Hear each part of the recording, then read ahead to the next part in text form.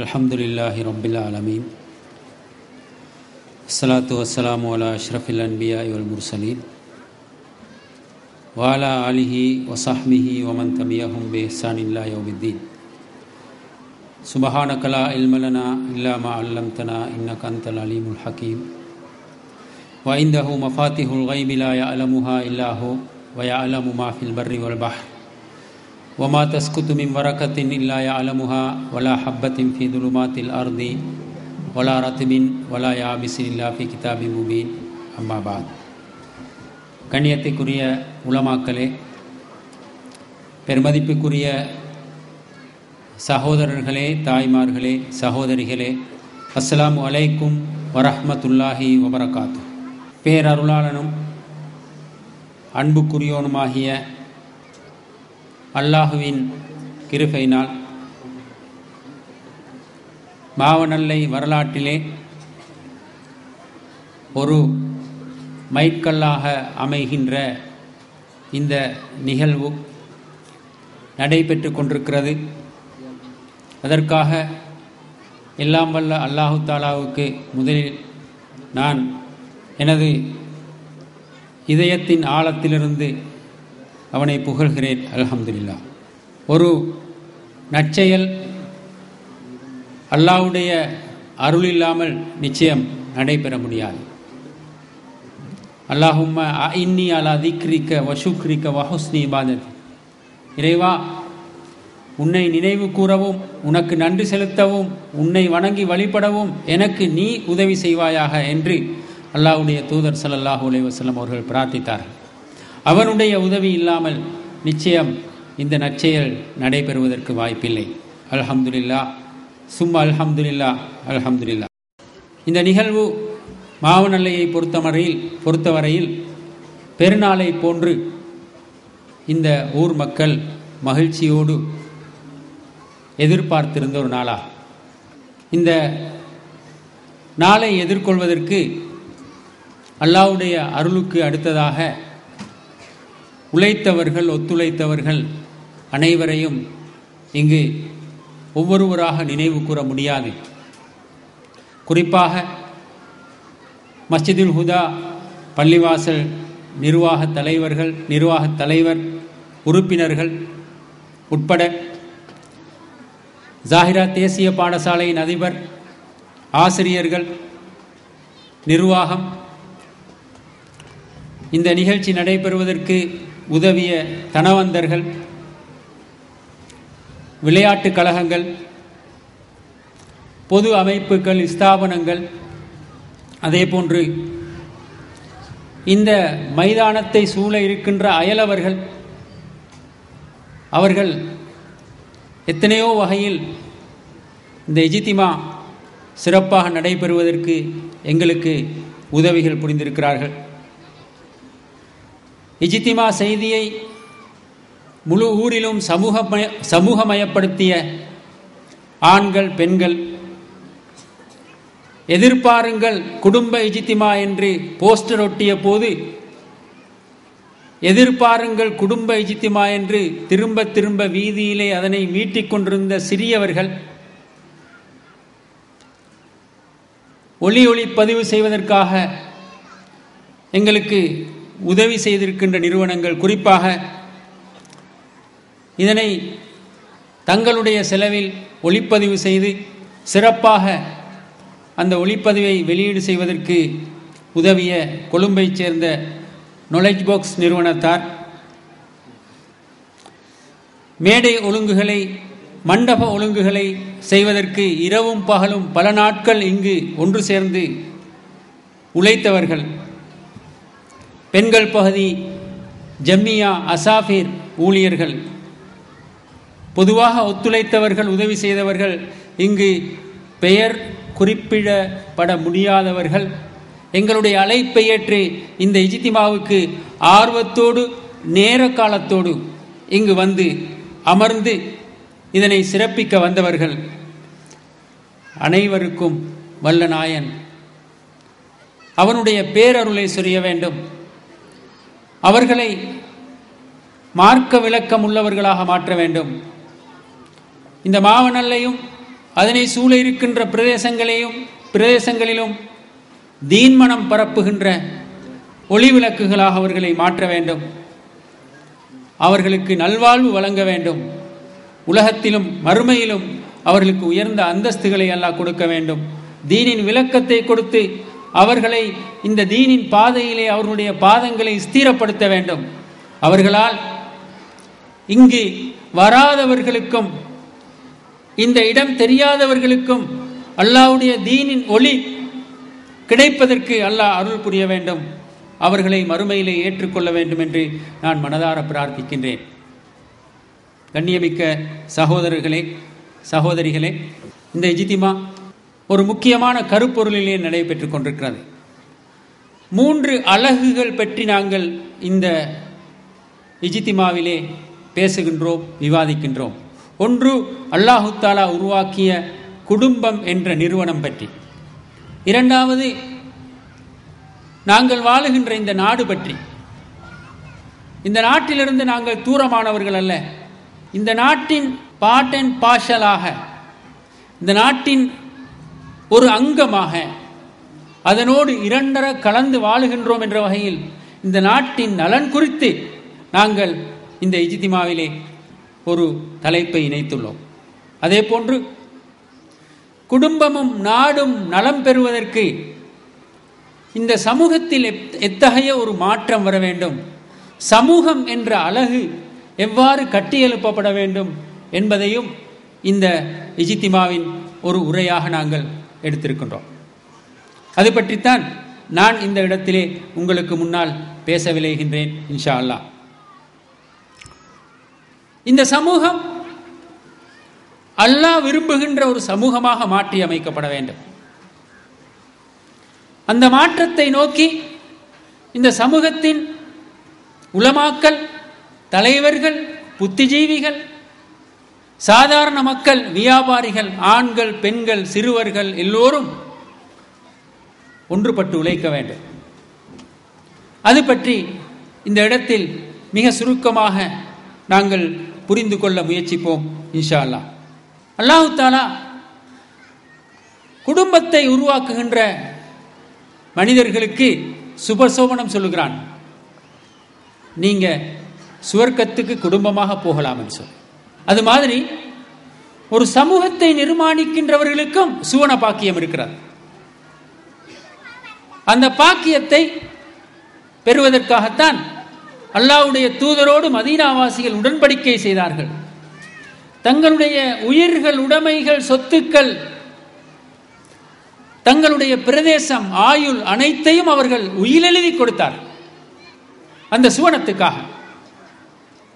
உலகத்தில் அல்லாஹு தஆலா விரும்புகின்ற அற்புதமான அந்த சமூகத்தை கட்டி எழுப்புகின்றோம், சுவனம் எங்களுக்கு பெற்றுத்தாருங்கள் என்று அவர்கள் எழுதி கொடுத்தார். அந்த சமூகத்தை உருவாக்குவது அவர்களுக்கு மட்டுமல்ல, அவர்கள் மீது மட்டுமல்ல, எங்கள் மீதும் உள்ள ஒரு பொறுப்பு, எங்களுக்கும் சுமத்தப்பட்டுள்ள ஒரு கடமையா. சமூகம் என்று சொல்லுகின்ற போது முஸ்லிம் சமூகத்திலே ஒரு தவறான கருத்து இருக்கிறது. சமூகம் என்ற அந்த அழகினுள் பெண்களை இணைத்துக் கொள்வதில்லை. எப்போதும் ஆண்களைத்தான் இந்த சமூகமாக பார்க்கின்ற பழக்கம் நீண்ட நெடுக்காலமாக இந்த சமூகத்தின் உள்ளத்திலே பதிந்திருக்கிறார். இந்த மோசமான, தவறான, பிழையான கருத்திலிருந்து நாங்கள் முதலில் மாற வேண்டும். சமூக மாற்றம் என்றால் அந்த சமூகத்தில் சரிபாதியாக இருக்கின்ற பெண்களை மறந்துவிட்டு மாற்றத்தை கனவு காண முடியாது. பெண்கள் இந்த சமூகத்திலே அல்லாஹ்வுடைய அருளை பெற்றவர்கள். அவர்கள் இல்லை என்றால் வாழ்க்கை இல்லை. அவர்கள் சிறப்பாக இருந்தால் வாழ்க்கை சிறக்கும், உலகம் சிறக்கும். அவர்களை நாங்கள் நல்ல நிலைக்கு கொண்டு வர மறந்து போனால் இந்த சமூகமும் சீரழிந்து மனித சமூகமும் சீரழியும். எனவே பெண்களை அல்லாஹ்வுடைய தீனோடு இரண்டர கலந்து விடுவதற்கும், அவர்களை அல்லாஹ்வுடைய தீன் கொடுத்த அத்தனை உரிமைகளையும் சுதந்திரங்களையும் பெற்று அல்லாஹ்வுடைய தீனின் அனைத்து பணிகளிலும் பங்கெடுப்பதற்கும் வழியமைத்து கொடுத்து அவர்களையும் இந்த சமூக மாற்றத்தில் இணைத்துக் கொள்ள வேண்டும். அவ்வாறு இணைத்துக் கொள்ளாத போது அது நாங்கள் செய்கின்ற ஒரு வரலாற்று தவறாக இருக்கும். பெண்களை இணைத்துக் கொள்வதில் சிலருக்கு அச்சம் இருக்கிறது, ஃபித்னாக்களை அது ஏற்படுத்தும் என்று சொல்லி. இந்த இஜ்திமாவையும் சிலர் அப்படி பார்க்கிறார்கள். சில நேரம் அவர்கள் தூய்மையாக அப்படி பார்க்க முடியும். இங்கு ஆண்கள் பெண்களை எல்லாம் கொண்டு வந்து இரண்டரை கலந்து ஒரு சீரழிவை ஏற்படுத்தி இருக்கின்ற மார்க்கத்தையும் இல்லாமல் செய்வதற்கு இவர்கள் முயற்சிக்கிறார்கள் என்று தூய்மையோடு அவர்கள் நோக்க முடியும். ஆனா இங்கு வந்திருக்கின்ற ஆண்களுக்கும் பெண்களுக்கும் தெரியும் இங்கு எப்படிப்பட்ட ஒரு நிலை காணப்படுகிறது, இங்கு வந்ததனால் எவ்வளவு நன்மைகளை அவர்கள் பெறுகிறார்கள் என்பது இங்கு வந்து பார்க்கின்றவர்களுக்கு தெரியும். இங்க குடும்பத்தை பத்தி பேசினோம். பெண்கள் இல்லாம குடும்பத்தை பத்தி பேசி என்ன பிரயோசனம்? ஆண்கள் இல்லாம பெண்களுக்கு மாத்திரம் குடும்பத்தை பற்றி உபதேசித்து என்ன பிரயோசனம்? இல்லை, ரெண்டு பேரையும் வச்சு பேசினாத்தான் நாளை குடும்ப வாழ்க்கையில் அவர்கள் தங்களுக்கு மத்தியிலே பேசிய விஷயங்களை உணர்ந்து செயல்படுவார். அதற்கான வாய்ப்பை இங்கு வழங்கி இருக்கிறோம். அல்லாஹ் தஆலா இந்த வாய்ப்பை எந்த அளவுக்கு வழங்கி இருக்கிறான் என்றால், மார்க்கத்தில் இந்த உலகின் முதலாவது புனிதத்தலமாகிய கஅபத்துல்லா வரைக்கும் பெண்கள் செல்ல முடியும். கஅபத்துல்லாவை இங்கிருந்து நோக்கி தொழுது கொண்டிருக்கின்ற மனிதர்கள் அந்த திசையிலே கஅபத்துல்லாவை நோக்கி முன்னேறி சென்று கஅபத்துல்லாவின் அருகாமையிலே போனால்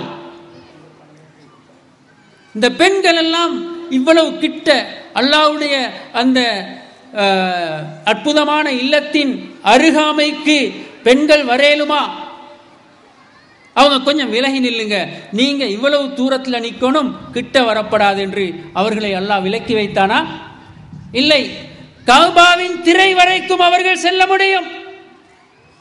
அந்த இடத்திலே அவர்களை திரை போட்டு இங்கு பிரித்து வைத்திருப்பது போல பிரிக்க முடியாது என்ற காரணத்தினால் ஆண்களோடு சேர்ந்து இரண்டர கலந்து அல்லாஹ்வுடைய இல்லத்தை தவாபு செய்கின்ற உரிமையையும் அந்த உரிமையையும் பொறுப்பையும் அல்லாஹ் தஆலா பெண்களுக்கு மறுக்காமல் வழங்கி இருக்கிறார். அப்படி பெண்களை கௌரவப்படுத்திய மார்க்கம் தான் இந்த இஸ்லாம். அவர்களை இந்த பாதையில் இணைத்துக் கொள்ளாத போது சமூக மாற்றம் என்பது வெறும் கனவு, கற்பனை. எனவே இதை ஃபித்னா என்றோ அல்லது குழப்பம் என்றோ அல்லது சீரழிவென்றோ தூய்மையாக வேணும் யாராலும் நினைத்திருந்தால் அது பிழை. அந்த சிந்தனையை இந்த சமூகத்திலிருந்து வேகமாக மாற்ற வேண்டும். பலர் கேட்கிறாங்க, பெண்களை இப்படி ஒன்று சேர்க்கலுமா ஆண்கள் இருக்கின்ற இடங்களிலேன்னு சொல்லி. கஅபத்துல்லாலே அல்லாஹ் ஒன்று சேர்த்து வச்சுக்கிறான். அதற்கு அப்பால நாங்க கேட்க வேண்டிய ஒரு கேள்வி இருக்கிறது, ரசூலுல்லாஹ் எங்கே பெண்களை ஆண்களோடு சேர்க்காமல் இருந்தார்கள் என்று சொல்லி.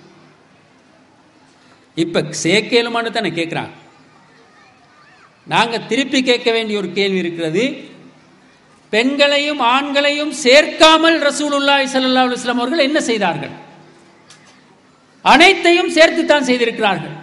ஐங்கால தொழுகை, ஜும்மா தொழுகை, பெருநாள் தொழுகை, இஸ்லாத்தை கற்றுக்கொள்கின்ற மஜ்லிஸுகள், இன்னும் பயணங்கள், ஜிஹாத் போன்ற எல்லா சந்தர்ப்பங்களிலும் ஆண்களையும் பெண்களையும் சேர்த்து கொண்டுதான் அல்லாஹ்வுடைய தூதர் ஸல்லல்லாஹு அலைஹி வஸல்லம் அவர்கள் தன்னுடைய நீண்ட பயணத்தை தொடர்ந்திருக்கிறார்.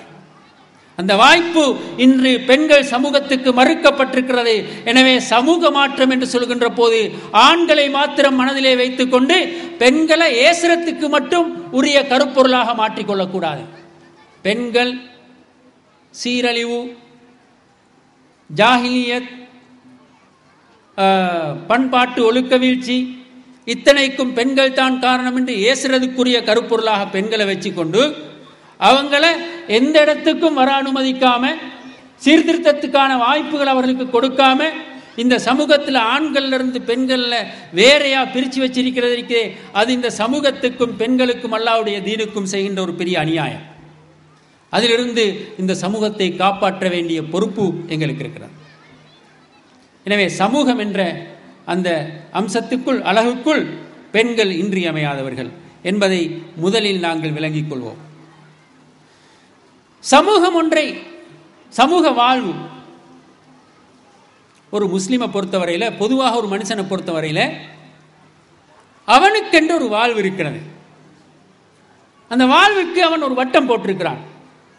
நான், என்னுடைய மனைவி, பிள்ளைகள், அதனை விட கொஞ்சம் அப்பால் சென்றால் தாய் தந்தையர்கள், மனைவி ஏண்ட குடும்பம், சொந்தங்கள், அதனோடு என்னுடைய தொழில், வியாபாரம், என்னுடைய பயணங்கள், சோழிகள், வைபவங்கள், இப்படி ஒரு வட்டம் போட்டு அதற்குள்ளேயே சுற்றி சுழன்று அதற்கு அப்பால் சமூகத்தில் எது நடந்தாலும் அது பற்றி என்னால் எனக்கு கவலைப்பட முடியாது என்ற ஒரு மனப்பாங்கை இன்று முஸ்லிம் சமூகத்திலே நாங்கள் காணுகிறோம்.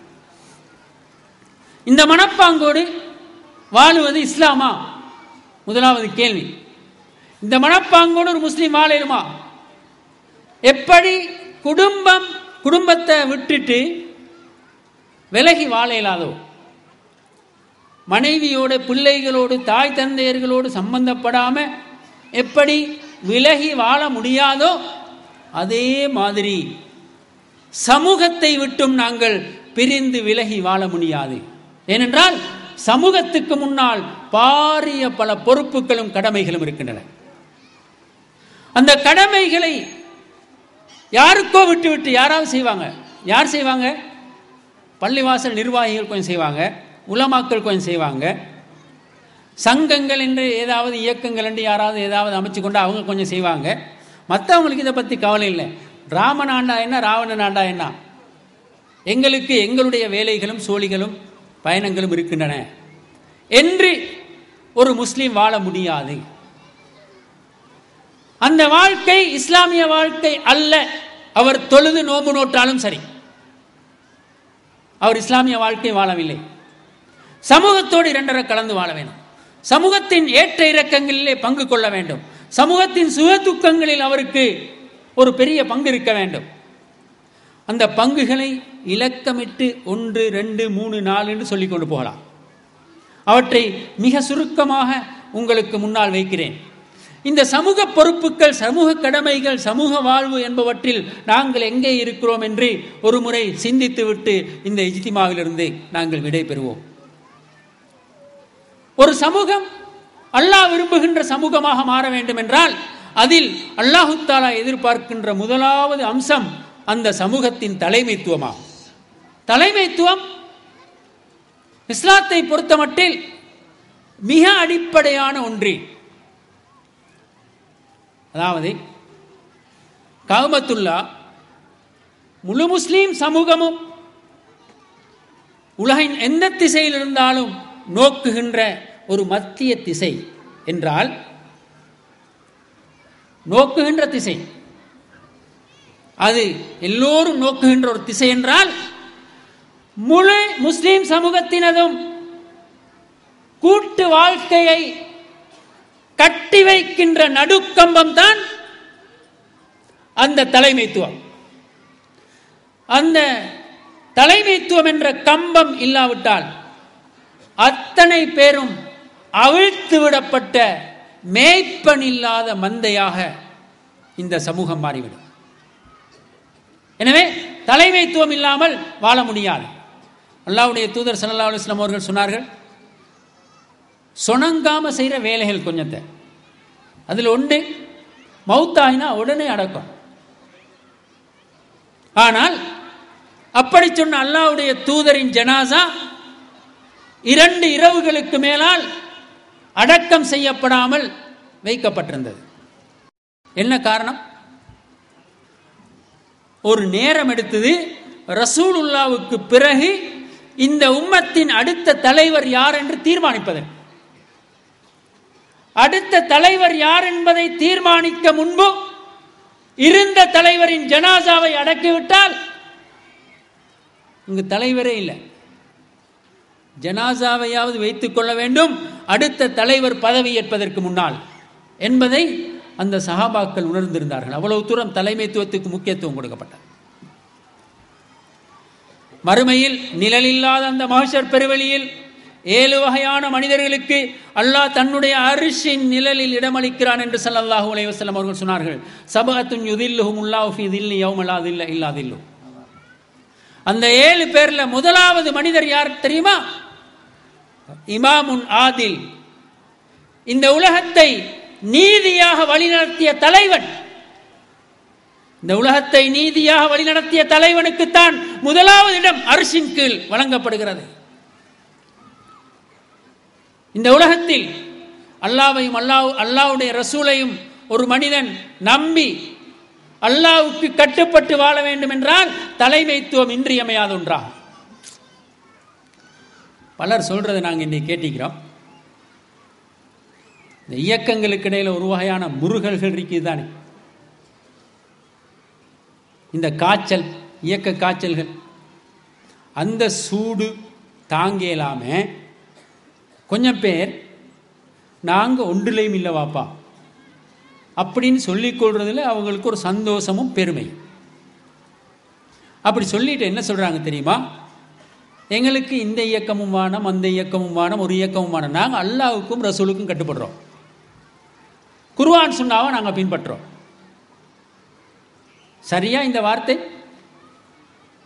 வசனம் சரியா இருக்கிறது, விஷயம் சரியா? வசனத்தில் இலக்கண பிழை ஒன்றும் இல்லை. விஷயம் அல்லாஹ்வுடைய தீனுக்கு முரணானது. இந்த வார்த்தையை பேசுறவருக்கு இஸ்லாம் தெரியாது என்று பொருள். ஏன் தெரியாது? ரசூலுல்லாஹ் சொன்ன செய்தி தெரியாது தலைமைத்துவம் பற்றி. அல்லாஹ்வுக்கு ஒரு மனிதன் கட்டுப்படுறன்னு சொன்னா அதற்கு விளக்கம் சொன்னார்கள், அது என்னன்னு சொல்லி. அல்லாஹ்வுக்கு ஒருவர் கட்டுப்படுறன்னு சொன்னா ரசூலுல்லாஹ்வுக்கு கட்டுப்பட வேண்டும் சொன்னார்கள் ஸல்லல்லாஹு அலைஹி வஸல்லம் அவர்கள். மன் அத்தாஅனி ஃபக்கத் அத்தா அல்லாஹ், எனக்கு ஒருவர் கட்டுப்பட்டால் தான் அவர் அல்லாஹ்வுக்கு கட்டுப்படுறார். வமன் அசானி ஃபக்கத் அஸல்லாஹ், எனக்கு யாராவது மாறு செஞ்சா அவர் அல்லாஹ்வுக்கு மாறு செய்கிறார். அப்போ ஒருத்தர் அல்லாஹ்வுக்கு கட்டுப்படுறனா என்ன செய்யணும்? ரசூலுல்லாஹ்வுக்கு கட்டுப்படணும். ரசூலுல்லாஹி ஸல்லல்லாஹு அலைஹி வஸல்லம் அவர்கள் வஃபாத் ஆகிவிட்டார். இப்ப அதற்கும் சொன்னார்கள் அந்த ஹதீஸின் அடுத்த வரிகளிலே, வமன் யுத்திஇல் அமீர ஃபக்கத் அத்தாஅனி வமன் யாசில் அமீர ஃபக்கத் அசானி. யார் தலைவருக்கு, முஸ்லிம் உம்மத்தின் தலைவருக்கு யார் கட்டுப்படுகிறாரோ அவர் எனக்கு கட்டுப்படுகிறார். யார் தலைவருக்கு மாறு செய்கிறாரோ அவர் எனக்கு மாறு செய்கிறார். இப்ப அல்லாஹ்வுக்கும் அல்லாஹ்வுடைய ரசூலுக்கும் கட்டுப்படுறா பொருள் என்ன? ஒரு தலைமைத்துவத்துக்கு கட்டுப்படாத நிலையில் அல்லாஹ்வுக்கு கட்டுப்படுற, அல்லாஹ்வுடைய ரசூலுக்கு கட்டுப்படுற சமாச்சாரம் செய்தியே கிடையாது இஸ்லாம். எனவே ஒரு முஸ்லிமுடைய வாழ்க்கைக்கு இன்றியமையாத விஷயம் தலைமைத்துவம். ஏன்? நான் அல்லாஹ்வுக்கு கட்டுப்பட்டு வாழ வேண்டும் என்று விரும்புகின்ற ஒவ்வொரு முஸ்லிமும் தனக்கு ஒரு தலைவன் வேண்டும் என்பதை உணர்ந்திருப்பான். தலைவன் இல்லாமல் நான் ஒரு கணமும் வாழ இயலாது, தலைமைத்துவம் இல்லாமல் நான் வாழ முடியாது. அப்படி ஒரு தலைமைத்துவத்தை உருவாக்குவது முஸ்லிம் சமூகத்தின் அத்தனை அங்கத்தவர்களுடைய கடமையாகும். இது சமூக வாழ்வு, இது நாங்கள் வாழ வேண்டிய சமூக வாழ்வு. இந்த தலைமைத்துவத்தை பற்றி கவலைப்படாமல் யாராவது வாழ்ந்தால் அவர் சமூக வாழ்வு, இஸ்லாம் சொல்லுகின்ற சமூக வாழ்வு வாழவில்லை. அவர் ஏண்ட வேலை இருக்குது, வியாபாரம் இருக்குது, குடும்பம் இருக்குது, நான் அதை பார்த்துக்கிட்டு இருக்கிறேன்னு இருக்கிறார். சகோதரர்களே சகோதரிகளே, இந்த தலைமைத்துவத்தை உருவாக்க வேண்டும். இந்த தலைமைத்துவம் என்று சொல்ற நேரம் கொஞ்சம் பேருக்கு பயம் எடுக்குது. ஜமாத்தே இஸ்லாமி இந்த தலைமைத்துவத்தை எல்லாம் பிடிக்க வார, அதுக்கெல்லாம் திட்டம் போடுற ஒரு அமைப்பா? ஜமாத்தே இஸ்லாமிக்கு தலைமைத்துவம் ஒன்று இருக்கிறது. அந்த தலைமைத்துவம் இந்த சமூகத்தின் தலைமைத்துவம் என்று நாங்கள் சொல்றதில்லை. அது பணி செய்யறதுக்கான ஒரு தலைமைத்துவம். அல்லாட தீண்ட பணிகளை செய்யணும். பணியை செய்கிறவங்கெல்லாம் நினைச்ச மாதிரி செய்யாம ஒரு திட்டத்தின் அடிப்படையில் கட்டுப்பாட்டோடு செய்வதற்கான ஒரு தலைமைத்துவமே தவிர அது சமூகத்தின் தலைமைத்துவம் அல்ல. ஜமாத்தே இஸ்லாமி விரும்புகின்ற தலைமைத்துவம் எது தெரியுமா? முஸ்லிம் சமூகத்தின் தலைமைத்துவம். முஸ்லிம் சமூகத்தின் தலைமைத்துவத்தை உருவாக்க வேண்டியது யாரு? முஸ்லிம் சமூகம். முஸ்லிம் சமூகம். ஜமாத்தே இஸ்லாமி வேணுமா? அதற்கு துணை செய்யும். அதை பற்றி நாங்கள் பேசுவோம், அது பற்றிய விளக்கங்களை சமூகத்துக்கு சொல்வோம், எவையான செயற்படுத்துவோம், அது பற்றிய அறியாமைகளை களைய முயற்சிப்போம், சமூகத்தில் நல்லிணக்கத்தை உருவாக்க முயற்சிப்போம், எங்களுக்கு எதிராக வேலை செய்கிறவங்களோடு நாங்கள் நல்லவர்களாக நடந்து கொள்வோம், அவங்க ஏசினா நாங்கள் ஏச மாட்டோம், எங்களை இல்லாமக்கணும் என்று சூளுரைக்கிறவர்களை நாங்கள் அவர்களை இல்லாமலாக்க வேண்டும் என்று சூளுரைக்க மாட்டோம், அதெல்லாம் செய்ய மாட்டோம். நாங்கள் இணக்கத்துக்கு வழி சமைப்பவர்கள். எனவே இதையெல்லாம் செய்வோம். ஆனால் தலைமைத்துவம் யாருடைய? அது சமூகத்துக்கு வர வேண்டிய தலைமைத்துவம். அதற்கான லட்சணங்கள் இருக்கின்றன. அந்த தலைமைத்துவத்துக்கு இலட்சணங்கள் இருக்கின்றன, பண்புகள் இருக்கின்றன. அத்தகைய பண்புகள் கொண்ட ஒரு தலைமைத்துவத்தை உருவாக்க வேண்டியது இந்த சமூகத்தின் அனைத்து தரப்பினர்களதும், இயக்கங்களினதும், பள்ளிவாசல்களினதும், தர்மகர்த்தாக்களினதும், தனவந்தர்களினதும், புத்திஜீவிகளினதும் கடமையாகும். அது எங்கட கடமை மட்டுமல்ல. என்ன அந்த தலைமைத்துவத்தின் விளக்கம்? அந்த தலைமைத்துவத்துக்கு இஸ்லாம் அழகான விளக்கம் சொல்லுகிறது. அந்த தலைமைத்துவம் அரசியலையும் ஆன்மீகத்தையும் இரண்டாக ஒன்று சேர்த்து வழங்கப்படுகின்ற தலைமைத்துவமாக இருக்கேன்.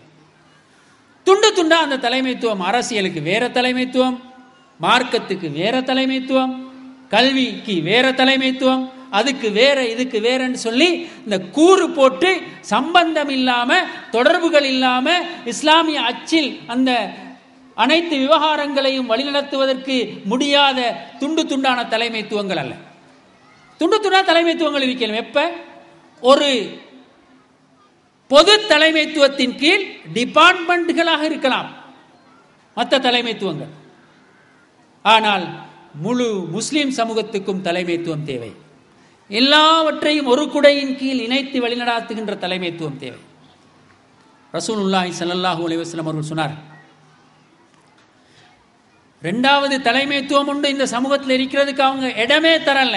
சொன்னாங்க, இதா பூயலி ஹலீஃபத்தை ஃபக்துல் ஆஹிர மின்ஹுமா, ரெண்டு ஹலீஃபாக்களுக்கு சமகாலத்தில் பையத் செய்யப்பட்டா ரெண்டாவது பையத் செய்யப்பட்டவரை கொல்லுங்க. கொல்லுங்க. ரசூலுல்லாஹ் ஸல்லல்லாஹு அலைஹி வஸல்லம் அவர்கள் வெட்டுங்க, கொல்லுங்க, புடியுங்க என்று சொல்ற ஆள் அல்ல. ஒருவர் விபசாரம் செய்து விட்டு வந்து எனக்கு தண்டனை தாருங்க என்று சொல்றார்.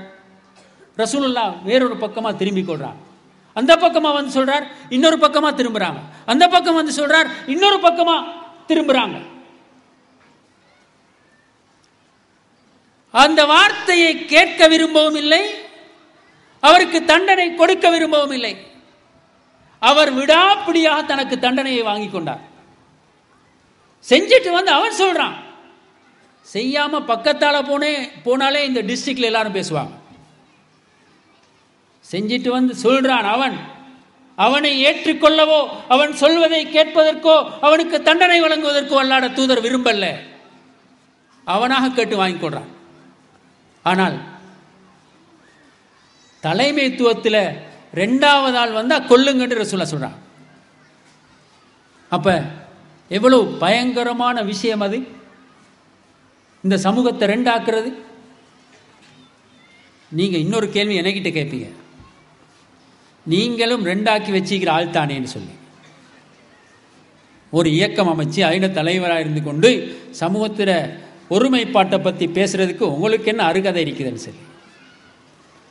சகோதரர்களே, நாங்கள் பேசுகிற கொள்கையிலையும் எங்கிற நடைமுறைகள்லையும் இந்த சமூகத்தை இரண்டாக்குவதற்கான அடையாளங்கள் எங்காவது இருந்தால் எங்களுக்கு சொல்லித்தாருங்கள், நாங்கள் எங்களை திருத்திக் கொள்வோம். இது ஒரு பணியை செய்வதற்கான ஒரு கூட்டமைப்பை தவிர, இங்க ஜாகிரா பாடசாலை இருக்குது, கிரங்கதனியில பத்ரியா இருக்குது. இந்த ரெண்டையும் உண்டாக்கினாவா மாவனல்ல சமூகம் ஒற்றுமையாய் இருக்கும்? ரெண்டு பாடசாலை வச்சிருந்தா இந்த சமூகத்தில் அது பிரிவு என்ன பொருளா? அது மாதிரி இஸ்லாமிய பணியை செய்யறதுக்கு ஒரு அமைப்பு, அவ்வளவுதான். எங்களோட கொள்கையிலேயோ எங்களோட பேச்சிலேயோ எங்களோட நடைமுறையிலேயோ இந்த சமூகத்தை துண்டாடுவதற்கான, கீறி கிழிப்பதற்கான, கூறு போடுவதற்கான ஏதாவது இருந்தால் தெளிவாக எங்களுக்கு சொல்லி காட்டுங்க. நாங்கள் ஏற்றுக்கொள்ள தயாராகவே இருக்கிறோம். இந்த இயக்கம் அதற்குரியதல்ல. எனவே நான் தைரியமாக பேசுகின்றேன். இங்கு மட்டுமல்ல, இந்த நாட்டின் எல்லா மன்றங்களிலும் எல்லா மேடைகளிலும் இதை தைரியமாக பேசுற ஒரு இயக்கம் தான் ஜமாத் இஸ்லாமி. அதாவது இந்த சமூகத்துக்கு ஒரு தலைமைத்துவம் தேவை. அது இன்ன பண்புகளை கொண்டதாக இருக்க வேண்டும். அதன் முதலாவது பண்பு, எல்லா அம்சங்களையும் ஒன்று சேர்த்து வழங்கப்பட வேண்டிய தலைமைத்துவம். அரசியலுக்கு வேற, ஆன்மீகத்துக்கு வேறென்று கிடையாது. அது மாதிரி அடுத்த பண்பு, அந்த தலைமைத்துவம் நீதி கலந்தாலோசனை என்ற 2 அடிப்படை பண்புகளை கொண்டதாக இருக்க வேண்டும். முஸ்லிம் சமூகத்தின் எல்லா தரப்பினர்களையும் ஒன்று சேர்த்து கலந்தாலோசித்து முடிவெடுக்கின்ற தலைமைத்துவம் அது. அதே நேரம் யாருக்கும் பாராபட்சமாக ஒரு பக்கம் சார்பாகவும் இன்னொரு பக்கத்துக்கு அநீதியாகவும் முடிவெடுக்கின்ற தலைமைத்துவம் அல்ல. அந்த தலைமைத்துவத்தின் அடிப்படை சிறப்பு பண்புகள் இந்த 2 ஆகும், நீதி கலந்தாலோசனை. எனவே ஒரு தலைமைத்துவம் நீதியாக நடந்து கொள்கிறது. ஒரு தலைமைத்துவம் தங்களுடைய சமூக விவகாரங்கள் அனைத்தையும் கலந்தாலோசனை செய்து முடிவு செய்கிறது என்ற அந்த சிறப்பு பண்புகளை அந்த தலைமைத்துவம் கொண்டிருக்கும். அதே போன்று அந்த தலைமைத்துவம் இலங்கையை பொறுத்தவரையில் 2 விஷயங்களுக்கு கவனம் கொடுக்கின்ற தலைமைத்துவமாக இருக்க வேண்டும். இலங்கையிட கான்டெக்ஸ்ட்ல பேசினா 2 விஷயங்களுக்கு அந்த தலைமைத்துவம் ஒரு சேர தலைமைத்துவத்தை வழங்க வேண்டும். ஒன்று, இனம் என்ற வகையில் இந்த நாட்டில்